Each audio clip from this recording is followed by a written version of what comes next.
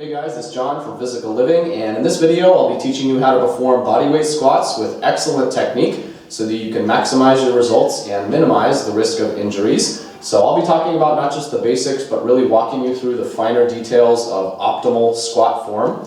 So please feel free to follow along as best you can and practice and kind of check in with your squat form.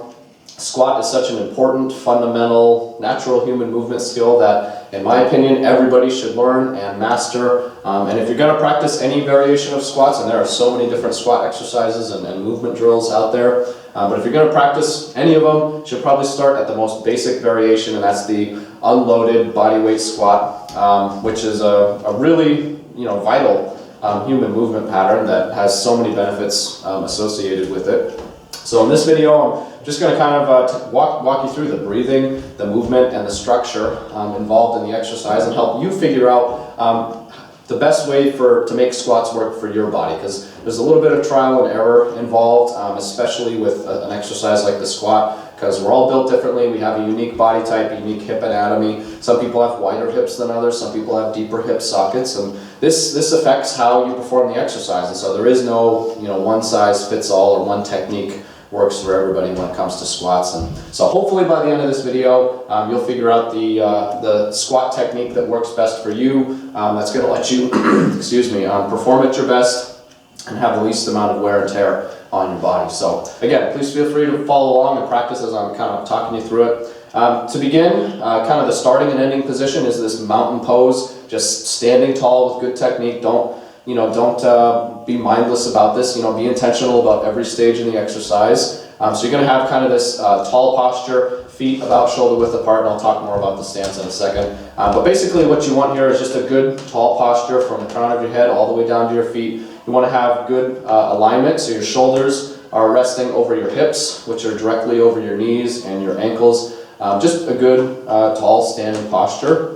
You can look from the side and just make sure there's kind of a line. You can draw an imaginary line from the crown of your head all the way down to your ankles, and if everything's lined up, you're in pretty good shape, and as long as it's approximate. I mean, what you want to avoid is starting from here or here and go from there. So with the feet, most people are going to perform their squats with a approximately shoulder width stance, with their feet pointing either directly forwards or angled slightly out. Generally 10 to 30 degrees is kind of the sweet spot for most people. But some people, that doesn't work at all. And so this is one of those things that it's really helpful to do a little bit of trial and error to figure out what feels best, what works best for you.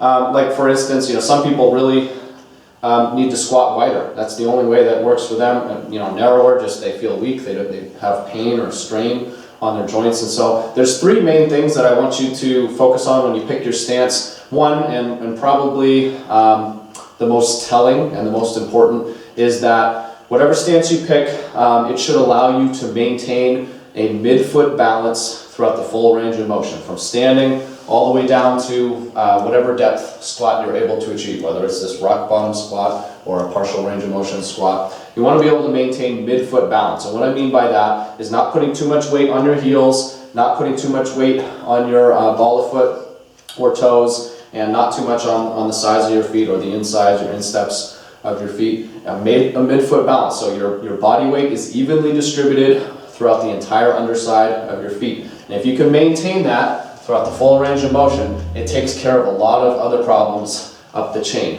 So that's one thing that you want to just be mindful of when you pick your stance. Second thing is that you want whatever stance you choose to produce the least amount, and ideally no strain on your joints, and particularly your hips and your knees. So if you get down in a deep squat, you feel like there's just a lot of strain and tension, just torque on your knee joints, then try a different stance. Try going a little wider, try angling your feet out, and oh, that feels better. That's probably a better and safer stance for you if you're experiencing less strain and pain. So don't necessarily listen to those exercise instruction tutorials that say your feet must be 12 to 18 inches apart, pointing directly forwards, or else. You got to figure out what works best for you. The third thing that you want to keep in mind when you're choosing your stance is you want to pick one where you feel the most stable and the most strong, so that you're able to deliver the most amount of force into the ground and propel yourself upwards. So if you feel strong and stable in one position, or at least more so than another position, it's probably a better stance for you. So that's the stance, and feel free to just explore that. It can change over time. Our bodies change over time, and so what worked for you when you were younger might not work for you today.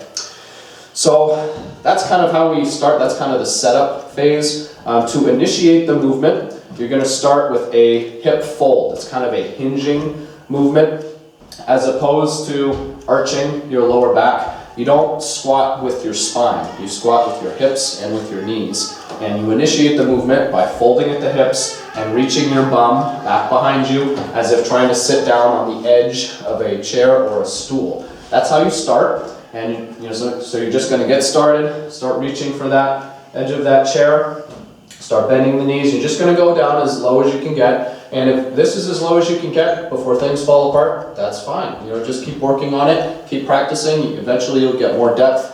You can do a number of other exercises, drills, and flexibility and mobility work to improve your range of motion and make it easier for you to get all the way down into this rock bottom position. Ideally, this is what most or all people would work up to, is this rock bottom position. And when you're here, basically you're squatting down and you can't go any further because you're fully flexed at the hips and at the knees, and you just can't get down anymore. And so when you're here, your hamstrings, the muscles on the back of your thighs, are resting on your calves, and your bum is kind of hovering just above the ground, maybe a few inches.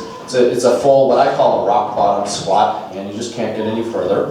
You should also still maintain a good upright posture. All throughout the entire squat exercise, you should focus on trying to keep a neutral, lengthened spine. So trying to lengthen your spine in both directions, lifting with the crown of your head, and reaching with your tailbone in the opposite direction, just to try and keep some length.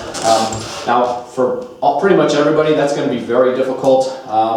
And for some people, it might be extremely difficult, if not impossible, to achieve a full, true, neutral spine throughout the full range of motion, particularly with the lumbar spine, because for most people, you're going to get to a point where your lower back starts to round. And it usually happens after you break a 90-degree angle at your knees, break parallel with your thighs. You get kind of into this zone, and you'll notice your lower back your tailbone starts to tuck, your lower back starts to round. That's very common, very normal, and for most people, as long as you don't have a pre-existing back problem, it's probably safe.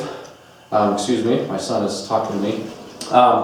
So you're going to squat down and try and get all the way down into that rock bottom squat position. Your arms and your shoulders can either be relaxed throughout the full range of motion, or you can have your arms out front for balance. If you choose to put them out for balance, the only thing I want you to focus on is making sure that your shoulders are stabilized on your torso. So don't allow your arms to reach too far forward, because your upper back will have a tendency to want to round. So you want to pull those shoulders back and stabilize them, pack them down on your torso. So there's a little bit of retraction and downward stabilization. You can have your arms out front like this, you can have them like this, you can keep them like fighter stance, whatever you want. What you do with your arms isn't really super important with the bodyweight squat, but if you are eventually going to progress on to weighted squats, then I recommend you perform some of your squat training with the shoulders packed down, because that's going to be necessary whenever you add load to your arms. So what else is there?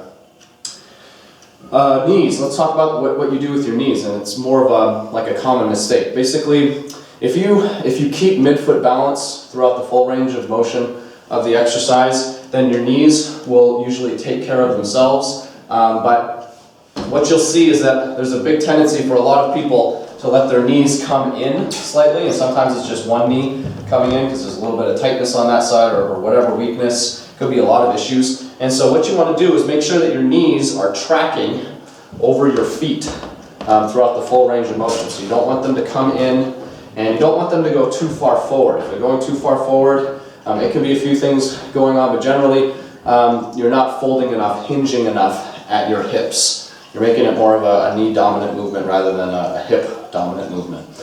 So the way to avoid that is, again, to maintain that midfoot balance, because if you're balanced all throughout the entire underside of your feet, then your knees kind of take care of themselves. And they'll be right where they need to be, but avoid those common mistakes, especially the knees coming in. That's a really common trouble area.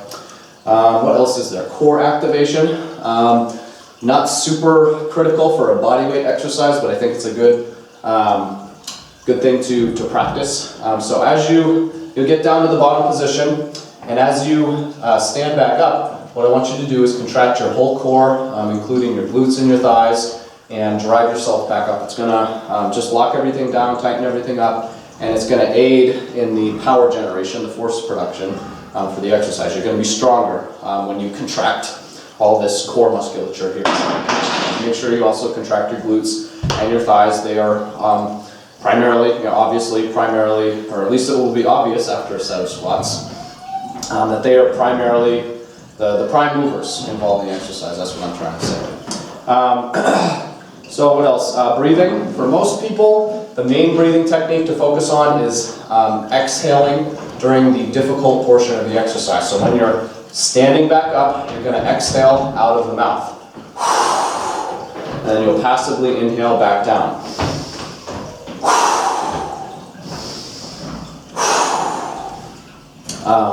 So those are the main technique considerations for bodyweight squats. It's fairly simple exercise, but there's a lot to it, and I think there's a lot to it because most people have trouble squatting. They're either tight in all the right places or in the wrong places, or they're weak in all the right or wrong places, or they just haven't learned how to do squats properly before, and now you do. So again, I'll just run through everything. Basically, shoulder width, approximate stance, feet either pointing forward or angled out. You're going to fold at the hips, reach the bum back, squat down, bending at the knees. You're squatting between your legs, not on top of your legs. You're going to come down as far as your range of motion allows, ideally into this rock bottom squat position, maintaining a lengthened spine throughout the full range of motion, keeping your posture tall. You're not hunched over here, but trying to maintain a lengthened spine. Arms are either relaxed, or you can have them out for balance, and shoulders packed out on your torso. To get back up, you're going to contract your core, your glutes and your thighs, and drive your feet through the ground using that leg drive is really what pushes you upwards. You're going to exhale as you do till you get back to standing, back in that original alignment with your hips extended, not overextended, but just extended, knees straight but not locked. It's basically, you want to make a straight line, like I mentioned before, from the crown of your head all the way down to your ankles. And if you do that over and over again, then you're doing a optimal or near optimal bodyweight squat. So I hope this tutorial was helpful. Please let me know if you have any further questions. And thank you very much for watching. I really appreciate your time. I'll see you in the next video. Take care.